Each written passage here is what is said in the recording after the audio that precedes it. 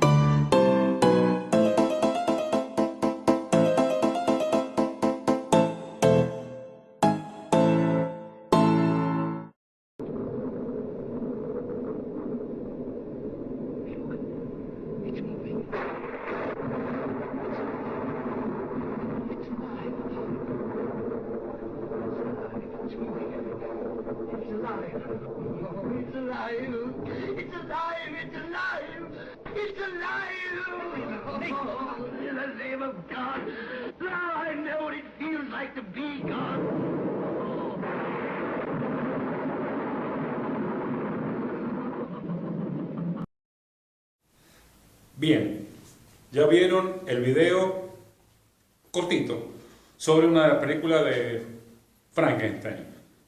Es más que nada como para introducirlo en el tema y en las cosas que vamos a estar buscando, en las ideas que vamos a estar buscando. Ese video nos va a servir para entender mejor el libro que todos tenemos que leer. Ahora bien, ¿cuáles son las ideas que vamos a buscar en el video? En el libro, perdón. ¿Qué es la ciencia, básicamente? Entre nosotros, en trabajo en grupo, en trabajo individual, y con mi guía, vamos a tratar de armar esa respuesta. ¿Qué es la ciencia?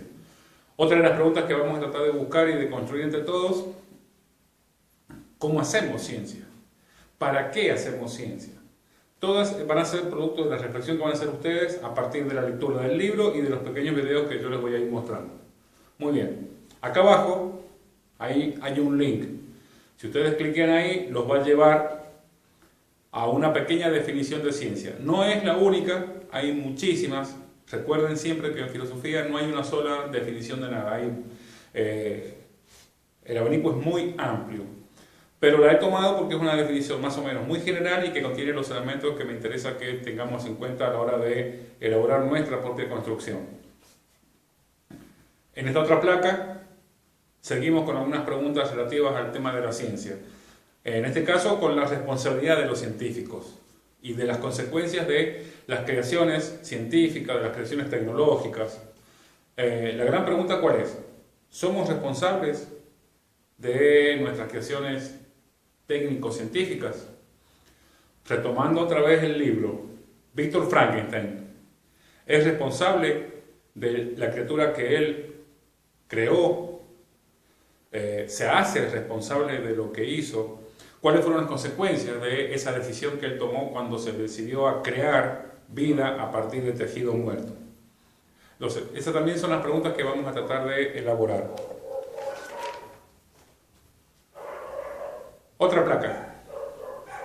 A partir de lo que leamos, de lo que charlemos y de lo que ustedes vayan entendiendo y construyendo a partir de la lectura del libro, vamos a empezar también a trabajar sobre el tema de la discriminación y la intolerancia.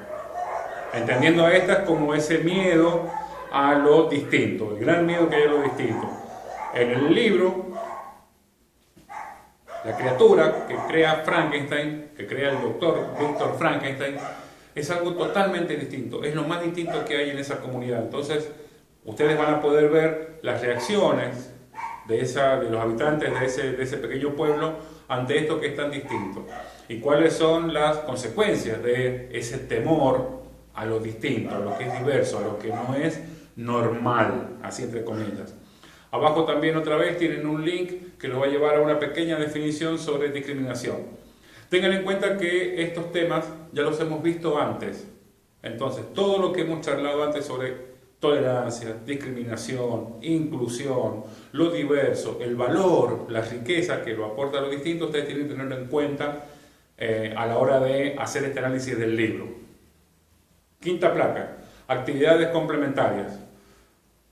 He elaborado un pequeño cuestionario que ustedes llegan a partir de este link que sale acá en esta página. Son una serie de cuestiones que ustedes tienen que ir respondiendo. Hay preguntas abiertas donde ustedes tienen que redactar la respuesta, perdón. Hay una serie de también preguntas de elección múltiple. Todo para darme la pauta de si ustedes han entendido bien los temas que hemos estado charlando. Las preguntas tienen un pequeño asterisco rojo. Eso indica que todas esas preguntas con el asterisco rojo son de carácter obligatorio. Como soy muy malo, todas las preguntas son obligatorias. Una vez que ustedes terminen de contestar todo el cuestionario, abajo hay un botón que dice enviar. Ustedes cliquen ahí y ese cuestionario respondido con las preguntas que ustedes me han hecho llegar, yo lo voy a poder ver en mi computadora y hacer las correcciones que crea necesario e incluso devolvérselo para que ustedes puedan llegar a revisar algo. No se olviden que todo esto, las dudas que a ustedes les aparezcan, cuestiones que no entiendan del todo, incluso otra terminología, palabras que no comprendan, las resolvemos en clase. Ese cuestionario tiene la ventaja de que ustedes lo pueden rehacer. Entonces no es una redacción definitiva. Tengan en cuenta a la hora de leer el libro, a la hora de ver este video, vayan anotando lo que les parezca importante, lo que les parezca interesante, lo que no entienden o lo que les parezca muy relevante para que podamos enriquecer después las clases en el aula. ¿Bien? Placa número 6. Y empezamos con la definición de ciencia. Les recuerdo, esta definición no es la única. No es la única. Es una definición muy general, bastante entendible y que ustedes pueden comprender bien lo que se está diciendo en ese momento, en esta definición. En la placa que sigue, vamos a ver cuáles son los pasos para hacer ciencia. Recuerden algo, la ciencia es un conjunto de enunciados que nos dan información ordenada, con unos ciertos criterios, sobre distintos fenómenos que nos rodean. Para llegar a esa construcción, a esas explicaciones que nos da la ciencia, tenemos que hacer una serie de pasos. Esos pasos se denominan método científico. Eso es lo que distingue a la ciencia como un conjunto de enunciados, como una forma de saber, de otras formas de saber que hemos mencionado en clases. Esa serie de pasos se estima que nos garantizan formas de saber que son válidas, que son más seguras que otras formas de saber. ¿Cuáles son estos pasos? Acá están detallados. El primero, la observación. El científico observa. Hay un problema que le llama la atención y empieza a prestar atención a ese problema, a las consecuencias de ese problema y a la falta de respuestas o de soluciones a ese problema. A partir de la observación de un problema, de un fenómeno que el científico quiere explicar, viene el segundo paso, la hipótesis. ¿Qué es la hipótesis? Bueno, la hipótesis es un intento de solución. Es un intento de elaborar una respuesta a ese problema que se observó. Ahora, ¿cómo comprobamos si esa hipótesis que nosotros nos estamos planteando es correcta o incorrecta? Ahí viene el tema, ahora viene el tercer paso, la experimentación. Experimentar no es hacer cualquier cosa, no. Es controlar toda la situación para tratar de corroborar si la hipótesis, si ese intento de solución que yo he creado es válido o no es válido. Si ese intento de solución soluciona el problema que yo había estado atendiendo en la observación. Esto es muy importante que lo tengan en claro porque es uno de los pasos clave a la hora de trabajar y de hacer ciencia. Y es muy importante en el método científico la fase experimental, es comprobar los resultados de mis hipótesis. Si esta hipótesis se corroboran, se comprueban en la parte experimental, el científico elabora una teoría. La teoría es un conjunto de pasos ordenados, con una lógica interna. La teoría trata de dar cuenta de ese problema que se atendió al comienzo. Entonces, tampoco cualquier cosa es una teoría. Tiene que estar explicada cómo se llegó a ese problema, tiene que estar detallado la forma en que se experimentó, y la teoría tiene que intentar explicar de manera muy contundente cuál fue el fenómeno que se observó en el primer paso, en la observación. La teoría también tiene que tener algo muy importante, que no tiene que contradecirse una parte de la teoría con otra parte. Tiene que ser coherente, esa es la coherencia, no tiene que contradecirse, no tiene que tener huecos en el medio. Cuando esa teoría se corrobora y la comunidad la acepta, podemos pasar al último paso, que es la formulación de una ley. Entonces, a partir de un problema que es resuelto, se establece una ley que trata de explicar todos los problemas de ese mismo tipo. Por ejemplo, les doy un ejemplo con el tema de los metales.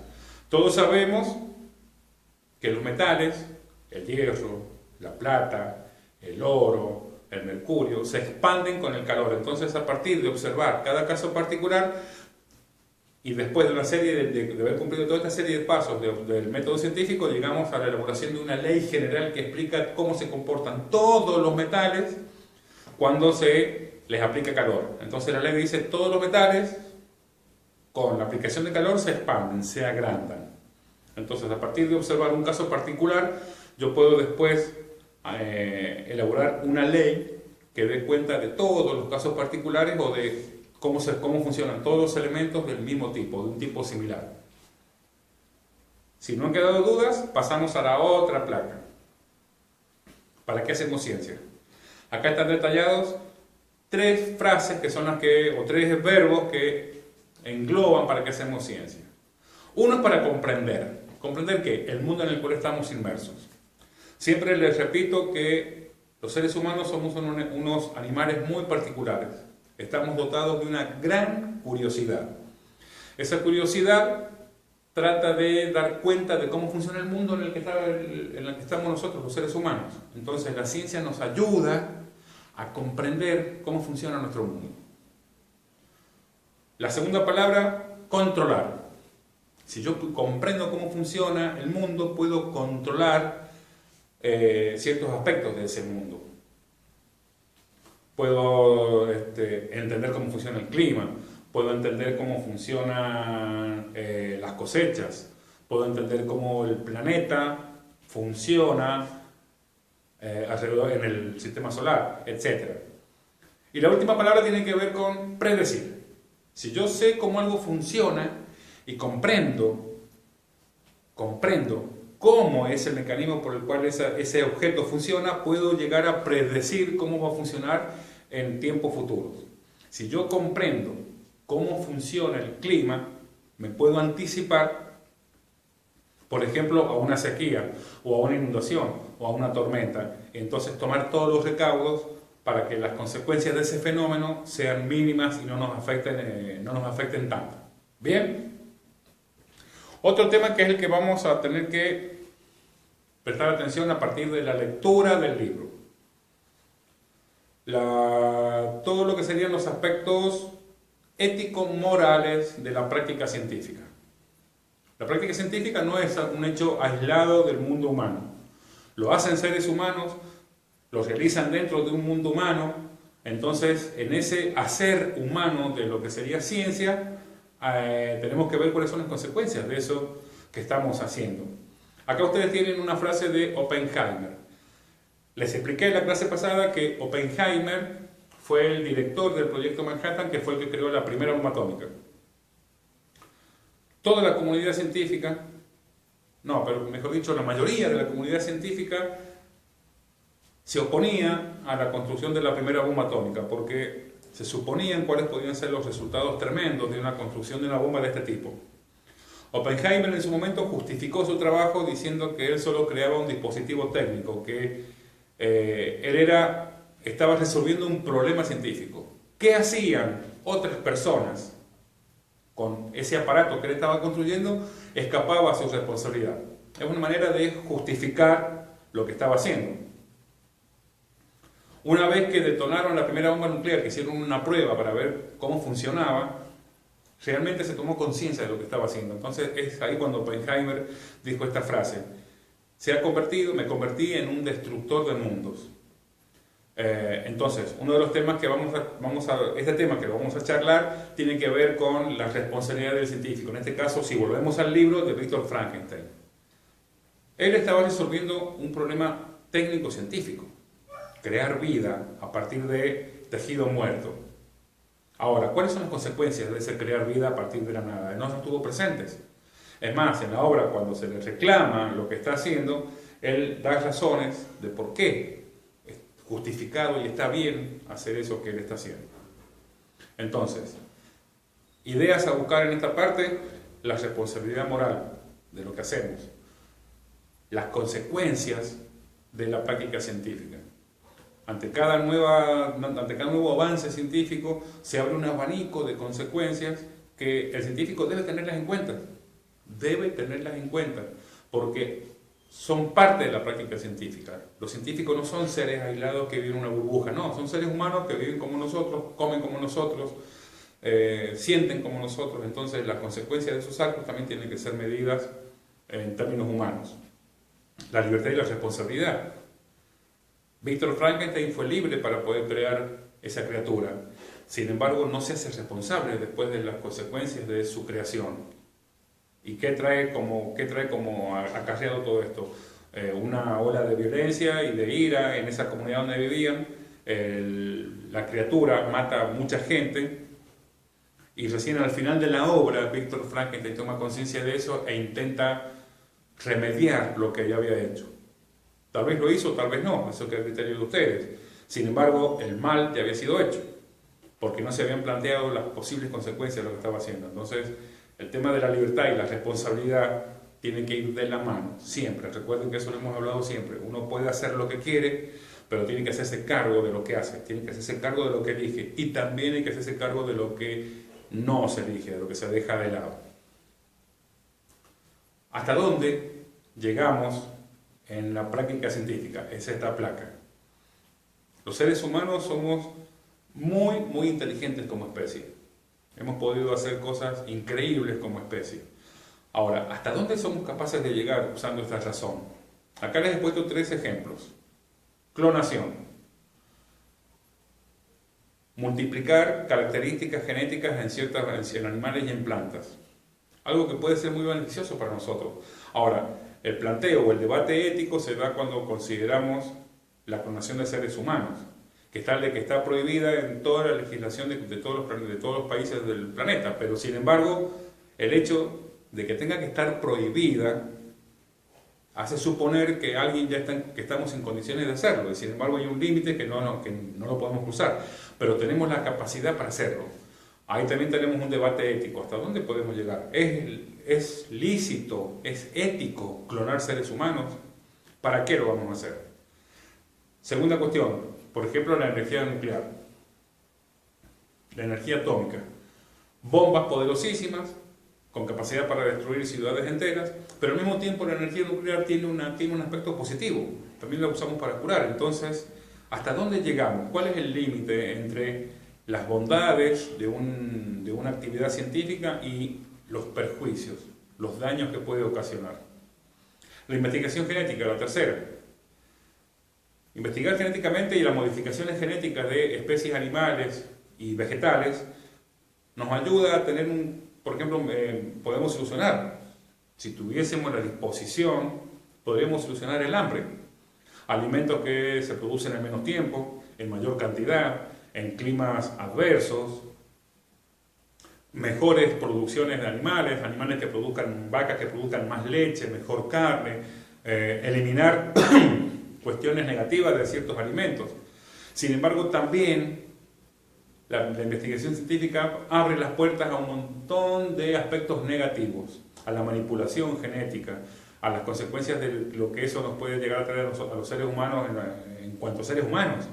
La vida, las consecuencias genéticas con generaciones posteriores. Entonces, son cuestiones abiertas que no están resueltas actualmente, sino que hay un profundo debate sobre hasta dónde el científico puede llegar, cuáles son los límites.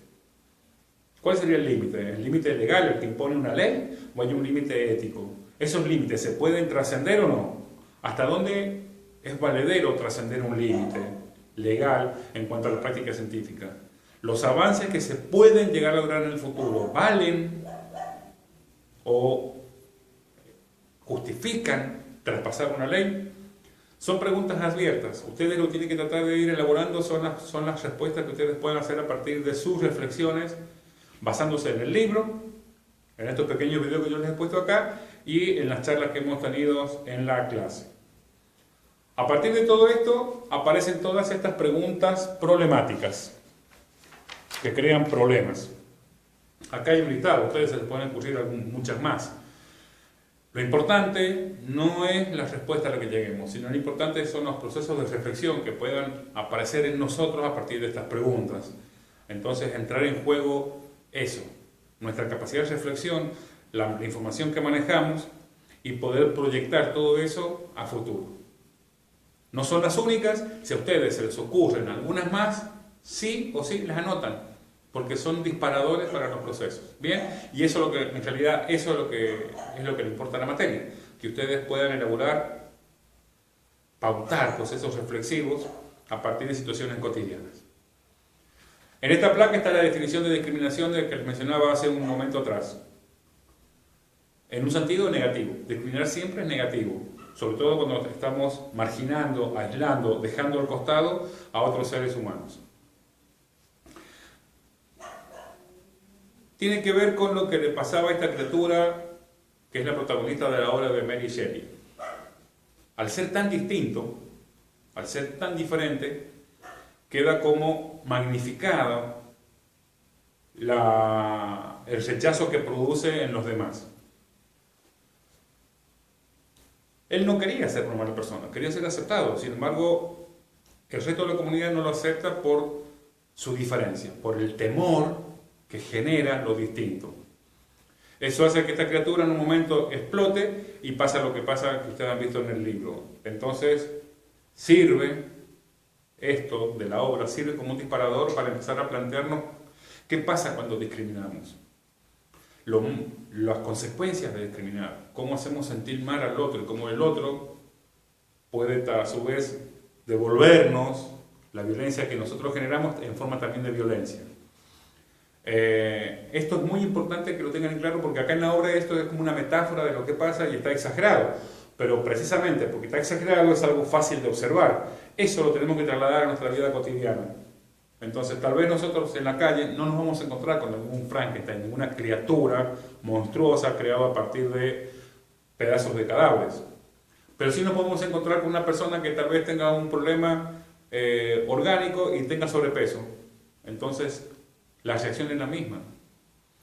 Las personas que usan anteojos, las que son distintas por una cuestión de piel, por cuestión de aspecto físico, por el origen, dónde nacieron, dónde viven, por una cuestión socioeconómica. Todas estas diferencias marcan una distancia. La idea es que no tienen que importar esas diferencias en cuanto a una distancia que nos separa. Siempre les he advertido, lo diverso no es mala palabra, al contrario, es hermoso que el mundo sea diverso porque es mucho más rico. Si fuésemos todos iguales, sería muy aburrido, entonces tiene que haber diversidad. Es más, hay diversidad. Lo que no hay es normalidad, hay diversidad, hay diferencias. Lo que tenemos que hacer es revisar qué actitud nos aparece a partir de esa diferencia. Puede ser la actitud positiva de aceptarlo, de respetarlo y de convivir con la diferencia, o una actitud negativa, espantarnos, tener miedo y generar violencia. Esos dos extremos, entre esos dos extremos está nuestra conducta. Volvemos al tema de la libertad y la responsabilidad. Es una decisión nuestra a dónde nos ubicamos, en qué extremo o en qué parte del medio nos ubicamos. ¿Bien? Resumen y conclusión. Acá está. Es importante que lean el libro. Por todas las cuestiones que ya hemos hablado. Ustedes necesitan leer. Leer nos da más palabras. Si tenemos más palabras, el mundo es más grande. Leer nos ayuda a profundizar la imaginación, el trabajo de la imaginación, reflexionamos, creamos, entonces somos mucho más libres. Los videos no reemplazan el libro. Lo que estamos haciendo es una ayuda. Ustedes lean el libro y van a poder conseguirme mucho mejores respuestas y van a aparecer mejores preguntas a partir del libro. Realicen las actividades. No les tomo evaluaciones, pero estas pequeñas actividades a mí me van a dar la pauta si ustedes entienden o no todos los contenidos que hemos estado charlando. No son pruebas para tener nota, sino que para mí es un marco para darme las referencias si ustedes entendieron o no. Los temas que no entiendan, los revisamos otra vez en la clase, ¿sí? Y si no, ustedes revisen este video otra vez. Tienen todos los temas que están contenidos acá. Completen el formulario, sí o sí. Y ante la duda, siempre preguntan, anoten ideas que se les aparezcan. Dudas, las anotan y las charlamos. Eso es muy importante porque es parte de este trabajo, este ida y vuelta que estamos haciendo para poder construir las ideas que estamos tratando de elaborar. Entonces es muy importante que ustedes anoten lo que se les ocurra, no solamente dudas, sino también los aportes que ustedes puedan hacer. Tengan en cuenta que siempre sus aportes han sido muy importantes, entonces no se olviden de hacerlos. Bien, esta ha sido la primera clase de este tipo. Estamos experimentando, estamos tratando de correr el límite para ver hasta dónde podemos llegar en clases nuevas para que todos aprendamos un poco mejor. Espero que les haya gustado. Todos los comentarios los hacemos en clase. Nos vemos la clase que viene. Lean el libro, estudien, trabajen, piensen, sean libres.